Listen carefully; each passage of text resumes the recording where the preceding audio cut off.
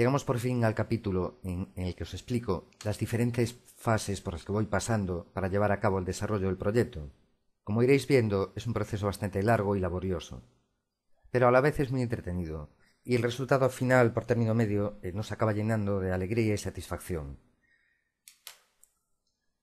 Mirad, de forma esquemática podemos decir que el desarrollo de un proyecto se divide en tres fases. La primera fase es la de conseguir documentación. En esta fase conseguiremos esquemas eléctricos, memoria de funcionamiento de la planta, fotos, planos de AutoCAD, etc. Una información que, como veremos, nos va a ser muy valiosa e imprescindible para poder realizar con éxito nuestro proyecto. Una vez que tenemos ya una idea mental clara y concreta acerca de lo que es la planta, podemos proceder ya a la programación del SCADA, como ya vimos en otros capítulos. Una vez programado el SCADA, es decir, una vez realizada esa maqueta que nos va a servir para probar el funcionamiento automático, pasaremos precisamente a realizar este punto, es decir, la programación del funcionamiento automático de la planta.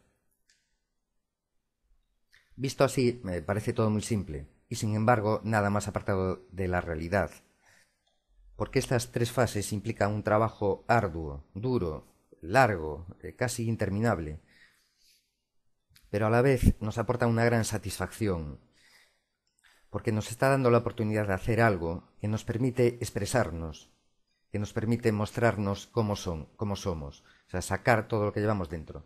No solo eso, además, esta fase es una fase de gran riqueza en todo lo que concierne a aparición de nuevas ideas, adquisición de nuevos conocimientos, posibilidad de experimentar nuevos métodos de trabajo, etc. Así que vale la pena que me detenga en ella en este capítulo y os cuente cómo vivo y siento la realización de un proyecto. Os lo intentaré contar a modo de película, como el que cuenta un cuento, que cuenta una historia fantástica. En medio de la narración incorporaré imágenes en un intento de mostrar lo que llevo dentro, o sea, lo que tengo en el subconsciente, que es precisamente eso, el subconsciente, que incorporado a los trabajos que realizamos, le dan ese carácter único e inimitable, que no puede ser comparable a otros trabajos, en el sentido de que estamos expresando lo que llevamos dentro. Y para ciertas cosas, pues cada persona es un mundo. Entonces, eso se tiene que ver reflejado en el trabajo. Por eso os digo que intentaré plasmar gráficamente pues, esos pensamientos inconscientes mediante fotografías que iré intercalando a lo largo de la narración, fotografías, dibujos, etc. Poco más os puedo decir ya. O sea, lo ideal es que empecemos ya con la historia. Así pues, vamos allá. La primera parte de nuestra historia es la búsqueda de documentación que nos permita entender la planta. En el momento en que decidimos acometer un trabajo, la planta industrial es una desconocida para nosotros. No sabemos mucho acerca de ella, por no decir que no sabemos prácticamente nada. Entonces el primer paso es recabar información de muy distintos tipos que nos permita comprenderla. Tenemos que querer a la planta, tenemos que amarla, tenemos que comprenderla. Y para eso, lo mejor que podemos hacer desde un principio es conseguir información que nos hable de ella. Era el día 11 de junio de 2010. A las 10:30 de la mañana cogí mi coche y me dirigí hacia la nave del cliente. Era un viaje corto, de 1 hora de duración, y transcurría por la carretera que une Coruña con Vigo. No cogí la autopista, fui por carretera. No me gusta nada la autopista. La encuentro muy aburrida. A veces no te queda más remedio que cogerla, pero siempre que puedo evitarlo, en casos como este, prefiero la carretera, porque la encuentro llena de vida. Hay casas, árboles, gente.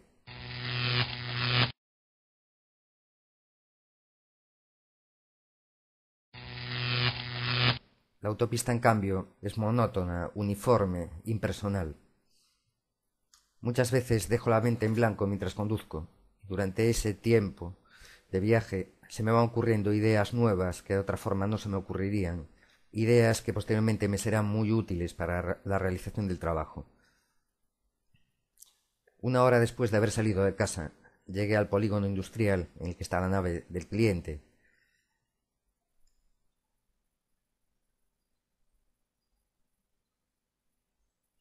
La mayor parte del negocio está ocupada por una nave industrial preparada expresamente para realizar trabajos mecánicos de todo tipo.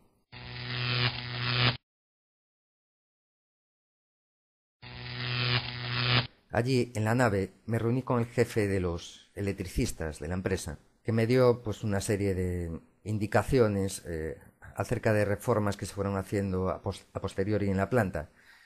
Normalmente, en esta reunión con el electricista, pues él me daría los esquemas eléctricos de la planta.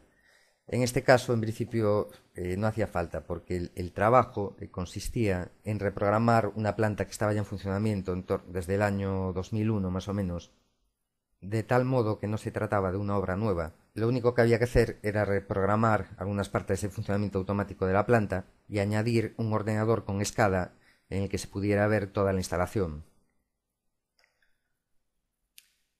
Si hubiera sido una obra nueva, en tal caso, ahí sí que el jefe de los electricistas me tendría que haber dado todo el lote de hojas con los esquemas eléctricos, como los que vimos ya en otros capítulos. Además de los esquemas eléctricos, me hacía falta más información.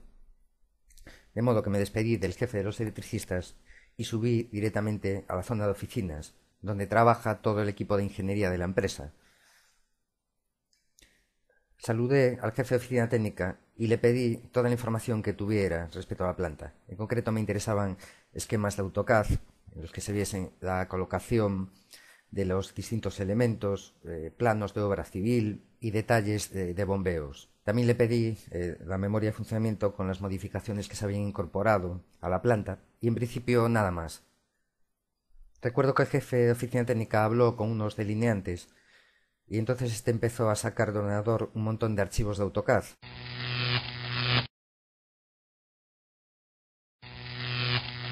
Bueno, para ser más exactos no era AutoCAD, era CADI, que es muy similar, y recuerdo que me lo tuvo que exportar a formato AutoCAD.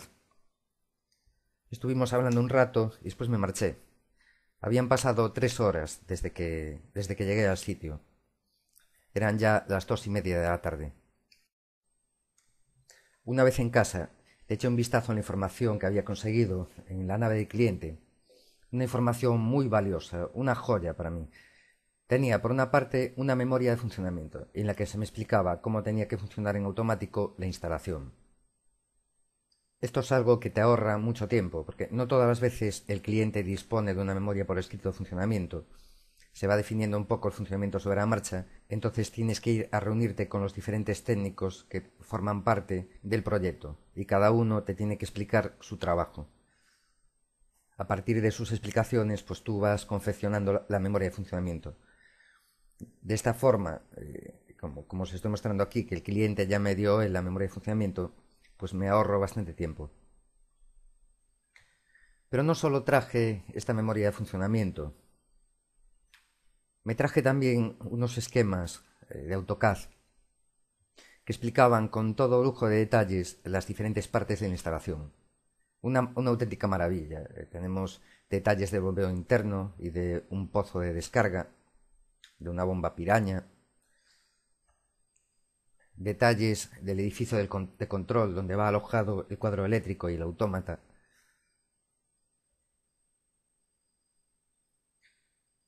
sistema de pretratamiento de la planta, con una vista de alzado lateral y hasta una vista en planta.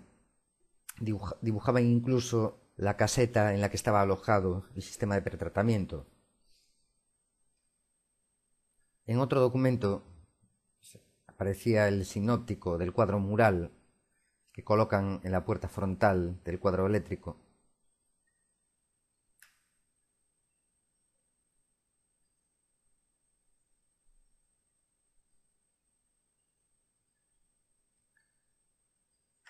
Más documentos. Las dos soplantes encargadas del suministro de aire para los 4 canales de aeración de la planta, dibujadas con el mayor cariño y esmero del mundo, dibujaban incluso la también el edificio, el pequeño cuarto en el que iban alojadas dos soplantes, como siempre, las tres vistas, frente, lateral y planta. Y quizás de entre todos ellos, el documento más valioso para mí es este de aquí, lo que le llamaron montaje general. Es una vista en planta de la depuradora. Está realizada a escala, vemos la ubicación exacta de cada una de las partes de la depuradora.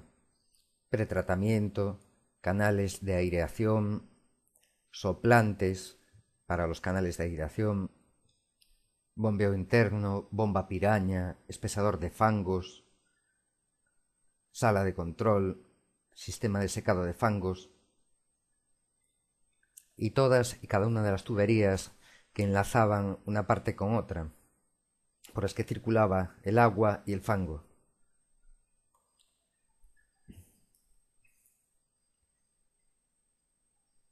Una preciosidad, que era algo digno de ser representado en el Escada. Y de hecho era lo que yo quería, llevar todo esto al Escada. Esta es la planta, en la realidad. Estuve en ella 3 días antes de reunirme con el cliente, sacando fotos de todo, guardándolas en mi PC y sintiendo la planta, dejando que la planta me inspirase. Era el día 8 de junio de 2010. Estuve allí 4 horas, desde las 5 hasta las 9 de la tarde. Me marché cuando estaba empezando a atardecer.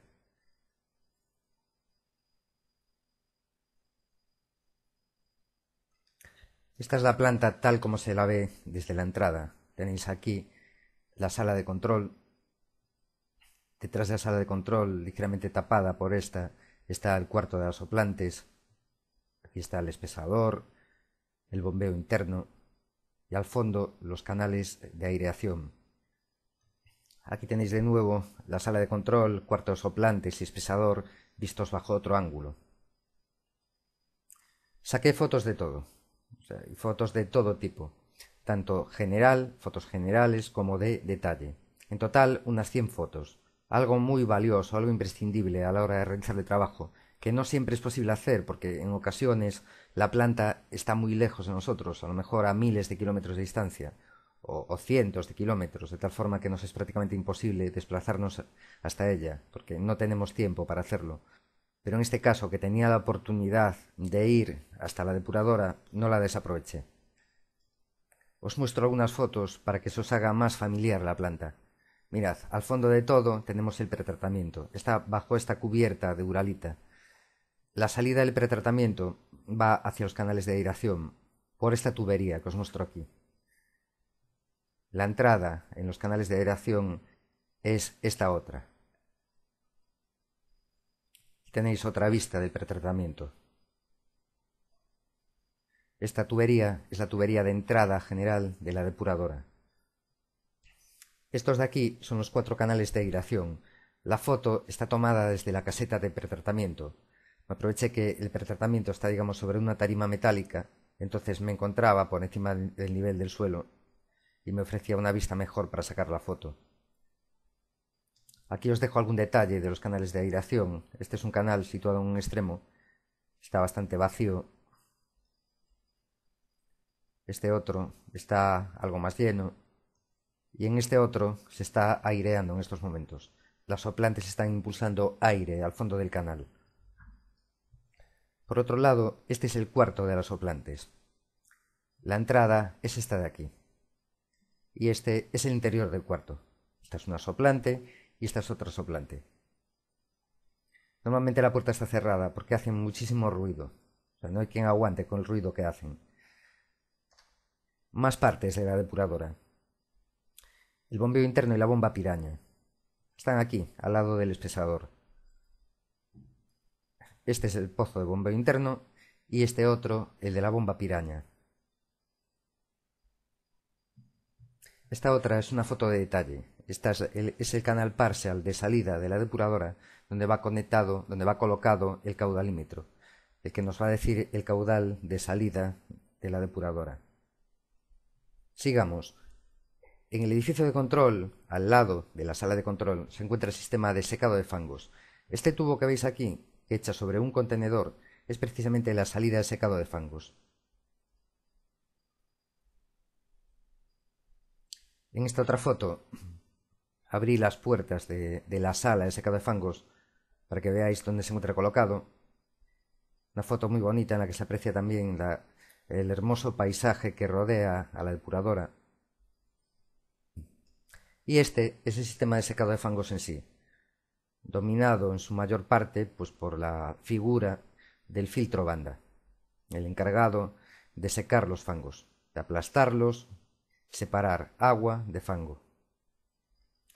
Ya finalmente saqué fotos del interior del cuarto de control, fotos de las puertas de sinóptico, donde se ven los selectores manual auto, incluso una pantalla Siemens que a falta de escala realizaba las funciones de este, pero de manera, claro, mucho más pobre y menos gráfica. La sala de control vista a través de la ventana, el cuadro donde va el autómata, una mesa de trabajo con mi portátil en primer plano. Lo tenía encendido porque iba sacando fotos y a continuación las guardaba y clasificaba en el disco duro del PC. Distintas fotos del sinóptico mural y un largo etcétera. Conduciendo de vuelta a casa, tenía una idea, empezaba a vislumbrar ya lo que quería representar en el SCADA, y me encontraba todavía más motivado, si cabe, para empezar la realización del trabajo. La siguiente parte de la película es la programación del SCADA. Lo siguiente que hice, una vez conseguida toda la información que necesitaba, fue ponerme a programar el SCADA. Lo hice en dos fases. Por una parte, en la primera fase, me dediqué a trabajar el diseño gráfico que le quería dar a la aplicación. A la par que diseñaba el aspecto gráfico, iba estructurando la memoria. Iba incorporando a mi tabla de Excel todos aquellos dispositivos que veía tanto en las fotos como en los planos de AutoCAD o veía referenciados en la memoria de funcionamiento.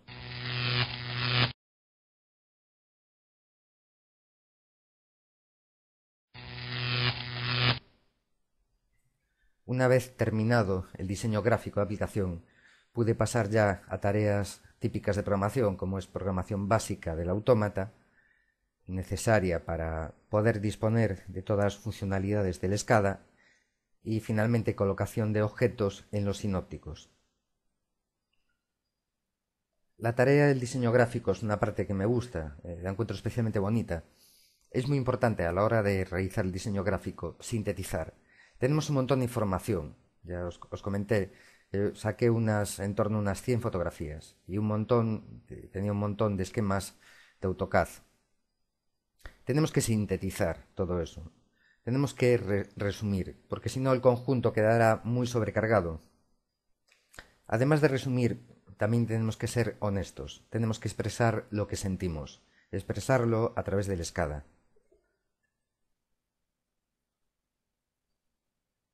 Tal como lo haría un pintor. Empecé trazando un esqueleto, un bosquejo de lo que quería visualizar en la pantalla principal. Usé AutoCAD en 2 dimensiones para ello. Me apetecía practicar lo que había visto y leído en libros de pintura y dibujo, y ya que no me quedaba tiempo para practicarlo en una hoja de papel y lápiz, utilicé para ello el AutoCAD, como quien usa un lápiz. Después de realizar numerosos bosquejos en una libreta, que sea a mano y con boli, al final me decanté por una perspectiva de un único punto de fuga.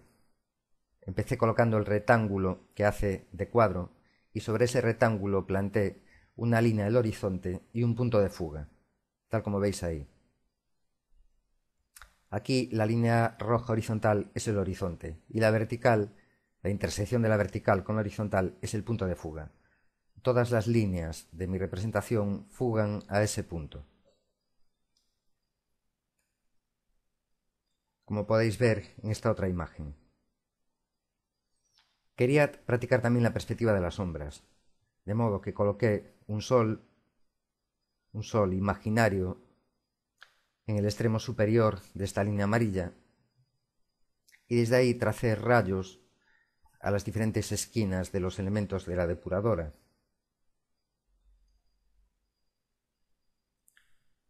Fue un proceso bastante largo, lo hice en varias etapas. En todo momento comparaba lo que estaba realizando con las fotos que había sacado, con los esquemas de AutoCAD que me habían dado y con lo que yo tenía en mi imaginación. De hecho, si os fijáis en este dibujo de aquí, en este bosquejo, falta tanto el pretratamiento como el edificio de control, que serían incorporados al diseño con posterioridad.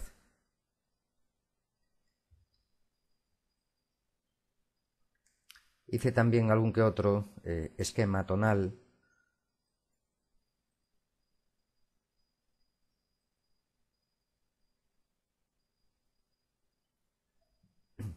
y finalmente usé un programa de gráficos vectoriales, concretamente el CorelDRAW, para darle color a todas y cada una de las partes de la depuradora.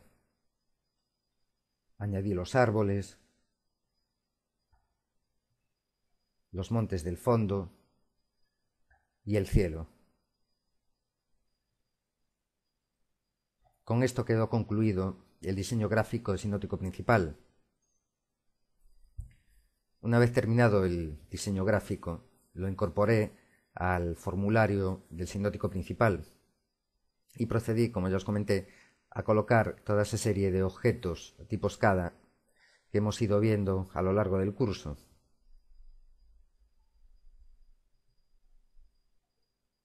Los objetos tipo motor, los selectores manual auto, los pulsadores SCADA, etc. Al finalizar esta fase ya tenía perfectamente identificados todos y cada uno de los componentes de la depuradora, e incluso me había informado a través de Internet de la estructura mecánica de algunos de ellos.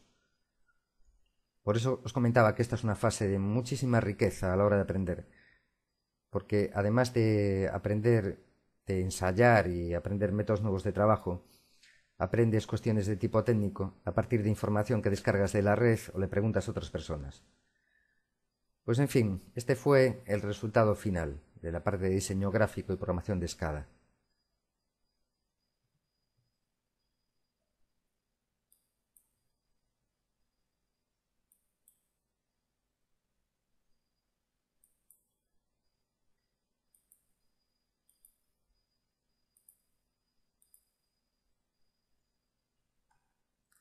Tengo la costumbre de llevar un histórico de trabajo en el que indico lo que hago cada día y el tiempo que me llevó a hacerlo. Como veis, la parte de estructuración de memoria y diseño de fondos sinópticos me llevó unas 25 horas en total. Y la programación del SCADA me llevó en torno a 22 horas. En total, unas 47 horas, que sumadas al tiempo empleado en documentarme, vienen a ser en torno a unas 54 horas. Claro, habría que sumar desplazamientos, con lo cual nos ponemos al final en unas 60 horas.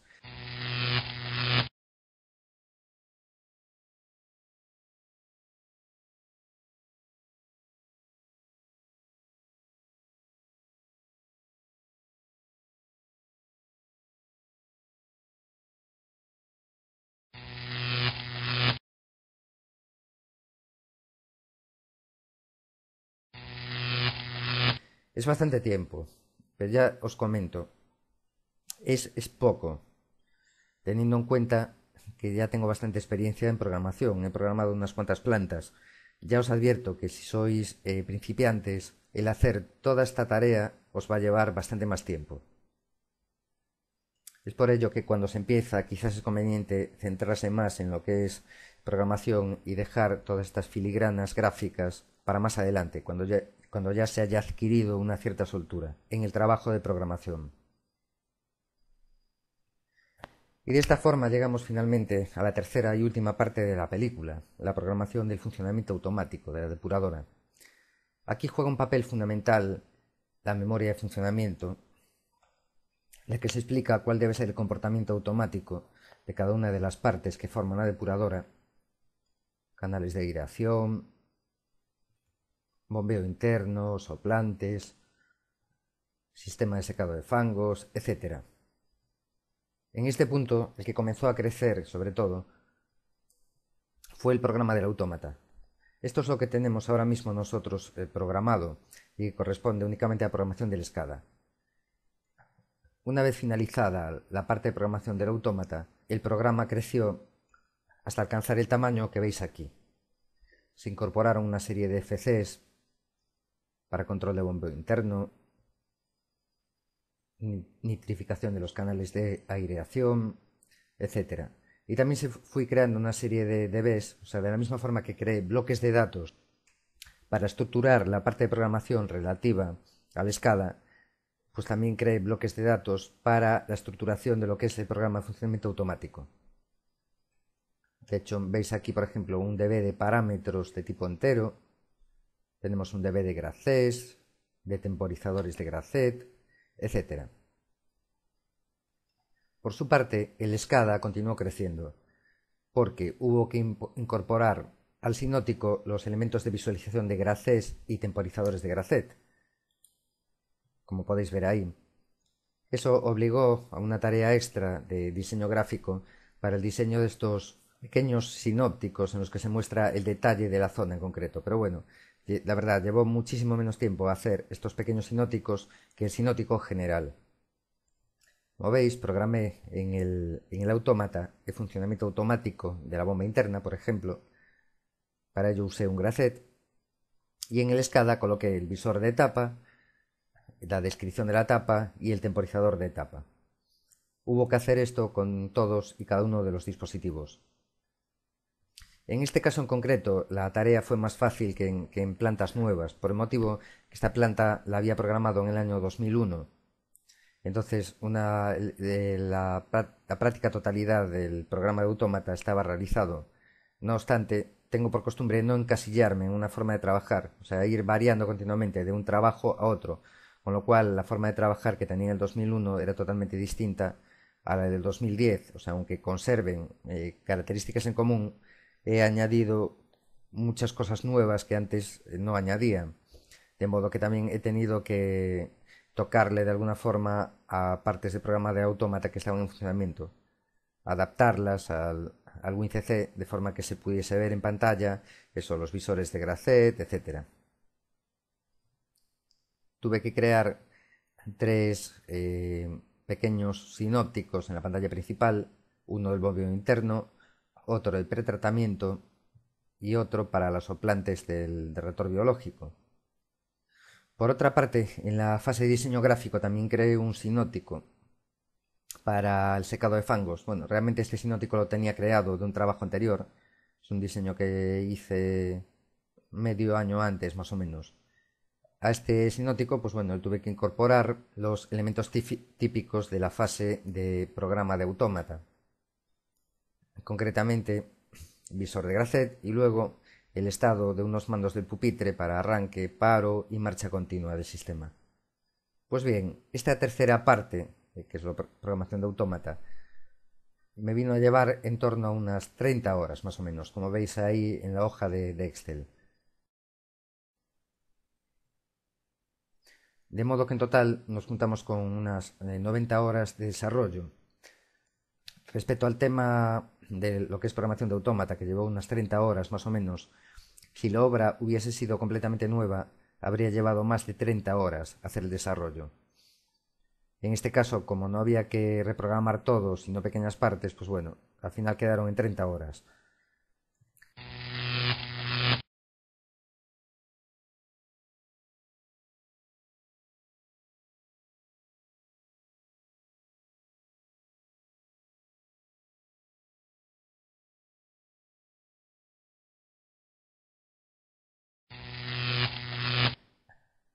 Este es el tiempo de desarrollo. Después habría que sumar el tiempo de puesta en marcha. En este caso fueron 2 días, o sea, contando desplazamientos, unas 20 horas más. De tal modo que estamos ya en 110 horas entre desarrollo y puesta en marcha. Al igual que os comentaba en el tema de programación del autómata, si la obra fuese nueva, 20 horas de puesta en marcha no nos llegarían y nos haría falta bastante más.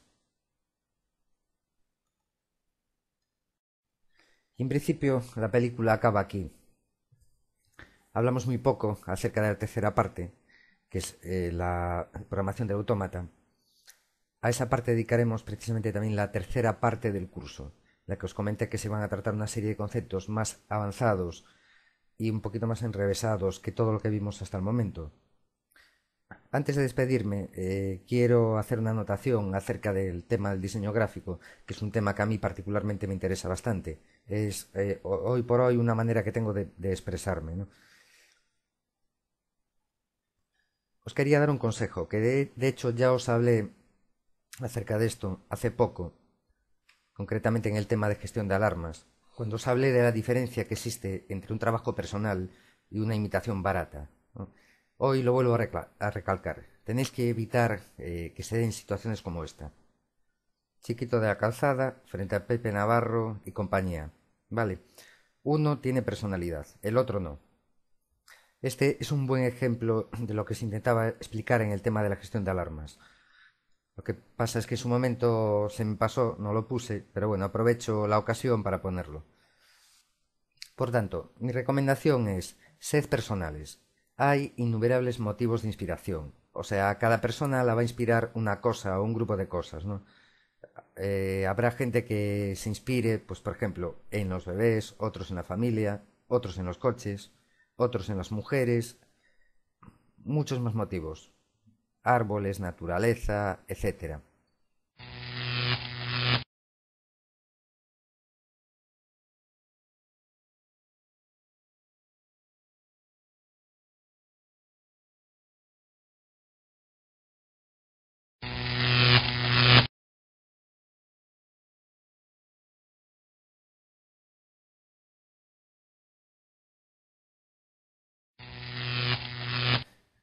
Tenéis que saber qué es aquello que os motiva, o sea, qué es lo que os gusta, y llevar su esencia a vuestros trabajos. Tenéis que darle alma a los trabajos.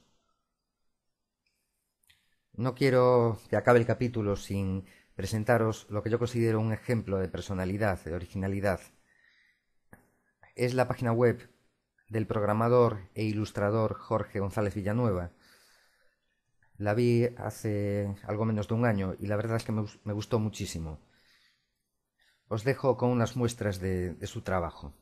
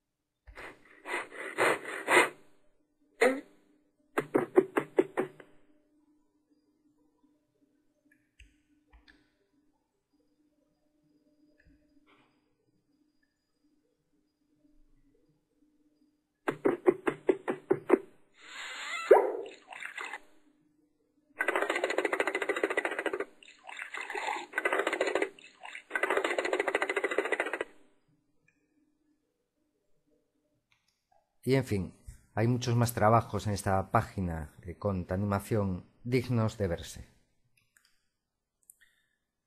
De modo que llegamos de esta forma al final del capítulo.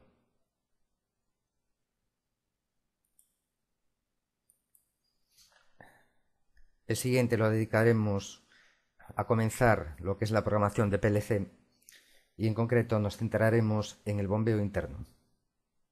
Así que por hoy eso es todo. Os habló Jorge Labora. Nos vemos en el próximo capítulo. Tu amor el día me hace odiar, la noche apaga mi rencor, porque ya vi